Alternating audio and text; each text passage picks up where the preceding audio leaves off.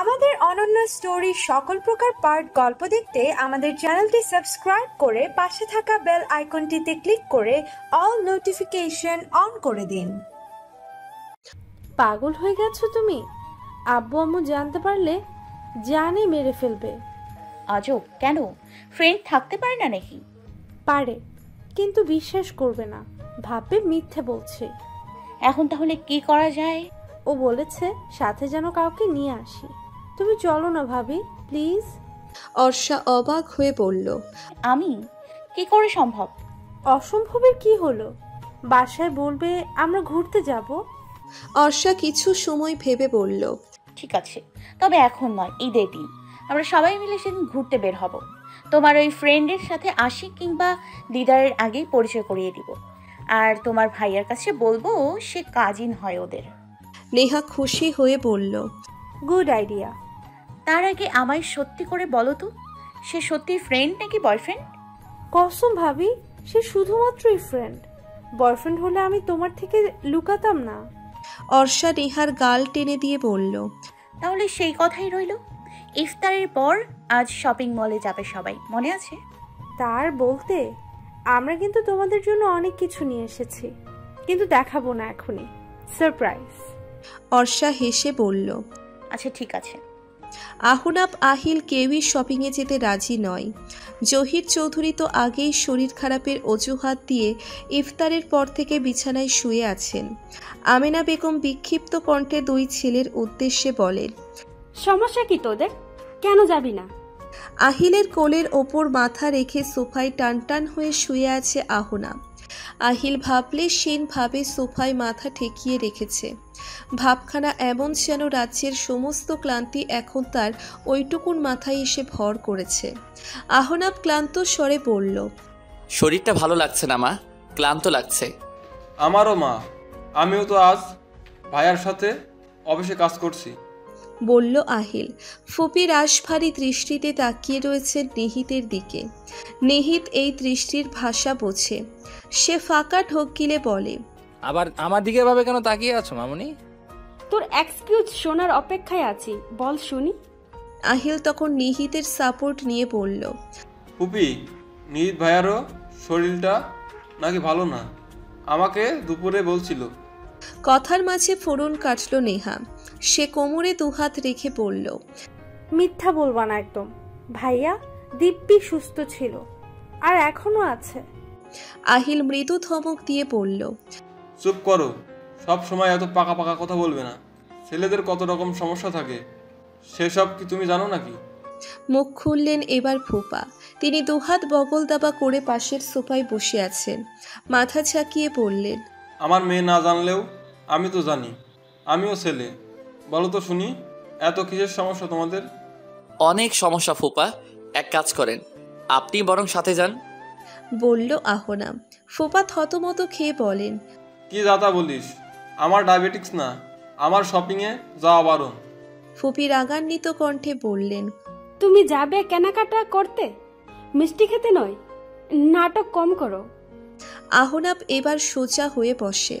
দুহাতে চুলগুলো ঠিক করে নিয়ে বলল, শোনো মা জননী আর ফুপিমণি, আমরা আসলে চাচ্ছি না তোমাদের সাথে শপিং মলে যেতে। তোমরা তোমাদের কেনাকাটা করে ফেলো, আমরা ছেলেরা পরে গিয়ে আমাদের কেনাকাটা করে নেব।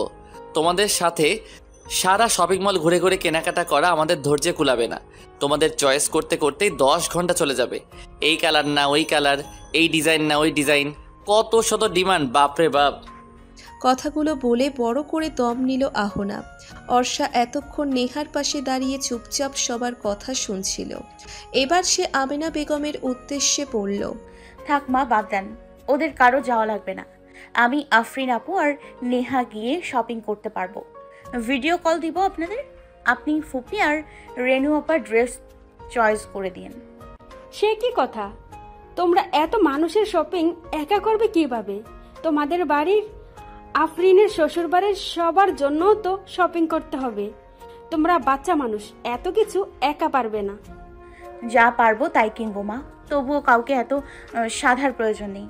নিহিত বিড়বিড় করে আহনাবকে বলল, কথাটা মনে তোমাকে খোঁচা মেরে বললো ভাইয়া? আমেনা বেগম বললেন, ঠিক আছে, তাহলে সাথে আমিও যাচ্ছি। যাও, তোমরা তৈরি হয়ে নাও। সবাই সবার রুমে চলে যাওয়ার পর পিছু পিছু আহনাপও যায়। অর্ষা কোনো কথা না বলে চুপচাপ বোরখা পরে হিজাব পাতায় মনোযোগ দেয়। আহনাপ নিঃশব্দে খাটের ওপর বসে, খ্যাক করে গলা পরিষ্কার করে বলে, বোরকাটা সুন্দর, কে কিনে দিয়েছে? অর্ষা নিরুত্তর। আহনাপ ফের বলল, হিজাবটাও সুন্দর, কে কিনে দিয়েছে? বললে খুশি হতাম, আফরিনের জন্য কিনতাম। অর্ষা এবারেও নিরুত্তর রইল। আহনাপ হাল ছাড়ল না। সে দুবার মেকি কাশি দিয়ে বলল, হাতের ঘড়িটাও সুন্দর, কে কিনে দিয়েছে? বাবা। আহনাপ বিড়বিড় করে বলল, যাক, মুখ খুলেছে তাহলে। মুখে বলল, ও, বাবার পছন্দ অনেক সুন্দর, তাই না? হুম। তুমি কি রাগ করেছো? না। কেন করনি? কেন করব? তাই তো, আমি তো রাগ করার মতো কিছু করিনি, আমি তো খুবই ইনোসেন্ট। অর্ষা আবার চুপ হয়ে যায়।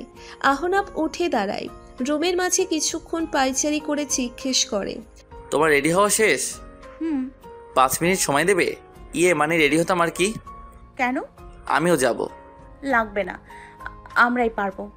আরে রাগ করে না পাখি, আমি তখন সবার সামনে কেন বারণ করেছি জানো? কেন? কারণ আমি একাই যেন তোমাদের সাথে যেতে পারি, তাহলে একটু সময় কাটাতে পারবো, বুঝো না? আমি খুব বোকা না? আহনাপ ধরা খেয়ে আহত দৃষ্টিতে তাকিয়ে থাকে। অর্ষা বলল, যান, রেডি হয়ে আসুন। আহনাপ খুশিতে গমগম করে ওঠে। খুশি আটকে রাখতে না পেরে অর্ষার গালে চুমু খেয়ে ফেলে। মনে মনে হাসলেও বাইরে প্রকাশ করল না অর্ষা। আহনাপকে রেখে ড্রয়িং রুমে আসে সে। জহির চৌধুরী আর আমেনা বেগম তৈরি হয়ে বসে আছেন। অর্ষাকে দেখতে পেয়ে জহির চৌধুরী বললেন, রেডি হয়েছিস সীমা? নেহা আর আফরিন কোথায়? রেডি হচ্ছে। আপনি উঠেছেন কেন? রেস্ট করুন গিয়ে। রেস্ট করলেও হবে, আগে মেয়েদের নিয়ে শপিং করে আসি। কি গো অর্ষা, মামুনি কই তুমি? দেখো তোমার ফুপাও রেডি, কেউ না যাক, তোমার ফুপা থাকতে কোনো টেনশন নাই। কথাগুলো বলতে বলতে ড্রয়িং রুমের দিকে এগিয়ে আসছেন ফুপা।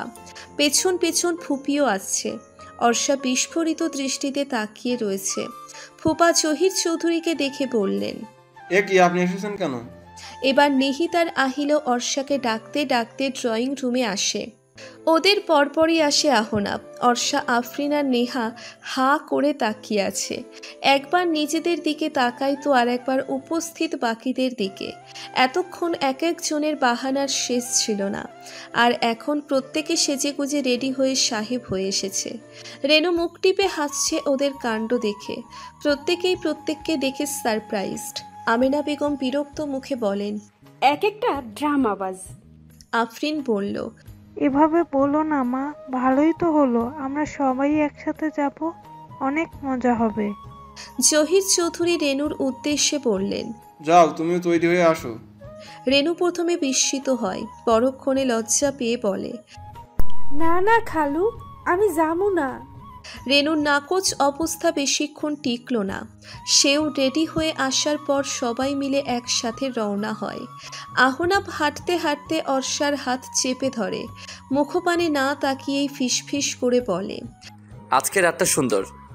মাহি তার সকাল মিলে রেশমির জন্য শাড়ি দেখছে, কিন্তু কোনো শাড়ি একসাথে দুজনের মনোপুত হচ্ছে না। সকালের পছন্দ হলে মাহিতের পছন্দ হচ্ছে না, আবার মাহিতের পছন্দ হলে সকালের পছন্দ হচ্ছে না। মুসিবতের শেষ নেই। শেষমেশ সকাল বিরক্ত হয়ে পড়ল, তোমার হবু বউ শাড়ি তোমার পছন্দ মতোই কেন। আমার পছন্দ মতো কিনলে আমি একাই আসতে পারতাম, তোদের সাথে আসতাম নাকি? তাহলে মাকে বলো, মা তো শাড়ি ভালো চেনে। দূর না, এটা না জানিয়ে দেব, বলতে পারি সারপ্রাইজ। চল অন্য দোকানে যাই। সকাল বিধ্বস্ত কণ্ঠে বলল, চলো। অন্য দোকানে গিয়ে সকাল শকড। মাহিত কিছুটা অবাক হয়েছে অর্ষাদের সবাইকে একসাথে দেখে। মাহিত এগিয়ে গিয়ে আহিলার আহনাপের সাথে হ্যান্ডশেক করে বলল, কি অবস্থা ভাই, আপনারাও দেখি এখানে। আহনাপ হেসে বলল, ঈদ আসলে যা হয় আর কি।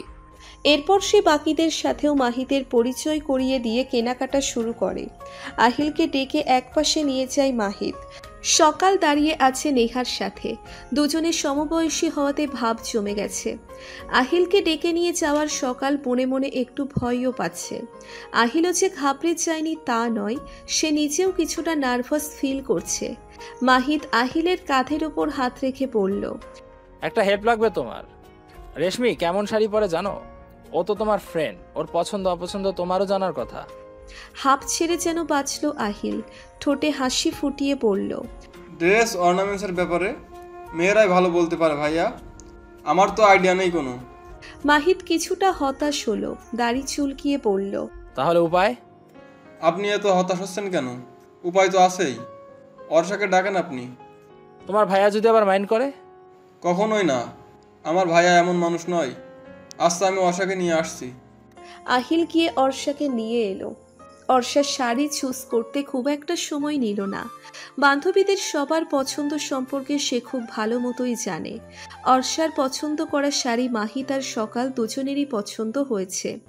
মাহিদ ইনিয়ে বিনিয়ে বলল, ইয়ে মানে চুরি টুরি কিছু যদি দেখে নিতে।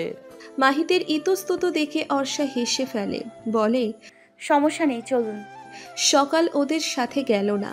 সে নেহার সাথে নেহার জন্য ড্রেস দেখছে। যদিও তার খুব ইচ্ছে হয়েছিল সঙ্গে গিয়ে সেও চুড়ি কিনবে, পাছে আহিলের বিষয় নিয়ে মাহিত আবার কোনো রকম সন্দেহ করে ফেলে, তাহলে তো আর রক্ষে নেই। সেজন্য ইচ্ছে দমিয়ে সে নেহার সঙ্গে থেকে গেছে। রেশমির খাঁজকাটা কাচের চুড়ি ভীষণ পছন্দ। ওরা সব বান্ধবীরাই এই চুড়ি অনেক পছন্দ করে। ফুটপাতে যেই চুড়ি দেখতো সেই সবার জন্য একমুঠ করে চুড়ি কিনে নিত, শুধুমাত্র অর্ষা ব্যতীত, কেননা তখন তার ইচ্ছে থাকলেও সামর্থ্য ছিল না। মাহিত আর অর্ষা মিলে চুড়ি দেখছে। আহিল অর্ষার অন্য পাশে দাঁড়িয়ে ফোন ঘাটছিল। সেলসম্যান কতগুলো ব্রেসলেট বের করে বলল, ম্যাম, এগুলো নতুন এসেছে, দেখতে পারেন, আপনার হাতে মানাবে। অর্ষা বলল, লাগবে না ভাইয়া। মাহিত আপত্তি জানিয়ে বলল, লাগবে না কেন? লাগবে, আমি তোমাকে কিনে দিব। আমার সত্যিই লাগবে না ভাইয়া। না লাগলেও ভাইয়ার উপহার বোনের নিতে হবে। বেশ, তবে চুড়ি নি। অর্ষা নিজের জন্য শুধুমাত্র এক মুঠো চুড়ি নিল মাহিতের থেকে। মাহিত আরও অনেক কিছু কিনে দেওয়ার জন্য প্রচুর জোর করেছে, অর্ষা শোনেনি। রেশমির জন্য কেনাকাটা শেষ হলে অর্ষা আমেনা বেগমের কাছে যায়। আহনা বার দুয়েক চোখের ইশারায় ডেকেছে, তবে যাওয়ার ফুরসত হয়নি। রাগ করে আহনাব ওই দোকান থেকে বেরিয়েই গেল। সবার কেনাকাটা শেষ হতে হতে রাত প্রায় 11:15 বাজে। তখন ওরা এবং সকালের ফ্যামিলি মিলে একই রেস্টুরেন্টে বসেছে। আহনাব গাল ফুলিয়ে রেখেছে, অর্ষার সাথে কথা বলছে না। অর্ষা টুকটাক কথা বলার চেষ্টা করলেও আহনাব পাত্তা দেয়নি একদম। খাওয়া দাওয়া শেষ করে রেস্টুরেন্ট থেকে বের হওয়ার সময় সকলের দৃষ্টির আড়ালে সকালের হাত চেপে ধরে আহিল। সকাল হতবিহ্বল হয়ে চোখ বড় বড় করে তাকিয়ে থাকে। আহিলের সেদিকে কোনো ভ্রুক্ষেপ নেই। সে সকলের দৃষ্টির অগোচরে প্যান্টের পকেট থেকে নীল রঙের ব্রেসলেট বের করে। খুব সন্তর্পণে সকালের হাতে ব্রেসলেট পরিয়ে দিয়ে বলল, তোমার জন্য। এরপর আর সে সকালকে কিছু বলতে দিল না। নিহিতের কাছে গিয়ে পাশাপাশি হাঁটতে শুরু করে। সবাই বিদায় নিয়ে এবার বাড়ি ফেরে। আহনাব আর অর্ষা পাশাপাশি বসেছিল গাড়িতে। ক্লান্তিতে আহনাবের কাঁধে মাথা রাখে অর্ষা। চোখ দুটো বুজে এসেছে। রাগে অভিমানে আহনাব একবার ভেবেছিল কাঁধ থেকে মাথাটা সরিয়ে দেবে, তবে ওই বিধ্বস্ত ক্লান্ত মুখশ্রী দেখে মন এত বড় স্পর্ধা দেখানোর সাহস করে ওঠেনি। বরঞ্চ এর বদলে মন জমিনে ভালোবাসার এক রাশ ফুল জন্মে নিয়েছে। প্রতিটি ফুলে যতটা মায়া মিশে আছে ততটাই মায়া কাজ করছে আহনাবের মনে। বাড়িতে পৌঁছিয়ে অর্ষাকে ঘুম থেকে ডেকে তোলে আহনাব। রাত অনেক হয়েছে, তাই শপিং দেখার মুড নেই কারো। কাল সকালে সবার শপিং দেখা যাবে। আহনাব আগে আগে রুমে যাচ্ছিল। পেছন থেকে শুনতে পাই নেহা অর্ষার কাছে আবদার করে বলছে, আজকে আমার সাথে ঘুমাও ভাবি, প্লিজ। তৎক্ষণাৎ আহনাব ফিরে আসে। অর্ষার হাত বগল দাবা করে নেহাকে বলে,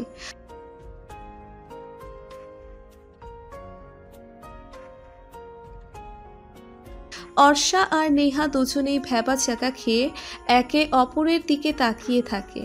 এই তাকিয়ে থাকাটাও বেশিক্ষণ স্থায়ী হলো না।